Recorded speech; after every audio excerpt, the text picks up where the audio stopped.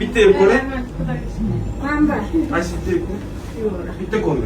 Yo'q, hozircha namda bo'lib Yo'q, siz keldi. bitta ko'rib bering. Bitta ko'ring mana. Bitta ko'ring mana. O'zingiz mana shu yo'nalish bo'yicha ishlaysiz. Mana 5 mingga kolbasa, mana boshqa kolbasa bermayapman sizga. Bu aslida 5 mingga tayyor bo'lmaydi. Uni 16 ming, 17 mingdan sotib olib, klientni jalb qilish maqsadida 5 mingdan sotaman. Odamlarni mana do'konga kelsin, ko'proq qiziqib kelsin deb.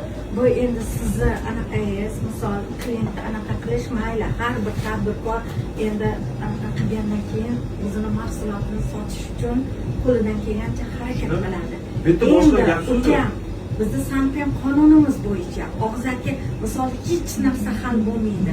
Men bilan umuman firmasi ham yo'q, muddati ham yo'q, umuman mumkin emas bular savdoga. bu damashni endi Damashni uydan tayyorlangan, qo'lda tayyorlangan narsalar umuman mumkin emas. Savdo qilinmaydi. Magazinda ham, mana bu do'konlarda ham. Chunki ertaga bu og'zaki biz ham o'zimiz ham xohlaymiz damashni narsa yeyishni. Lekin davlat qonuni bo'yicha uydan tayyorlangan, noma'lum sharoitda tayyorlangan mahsulotlar umuman hop, mayli, bu shunaqadir.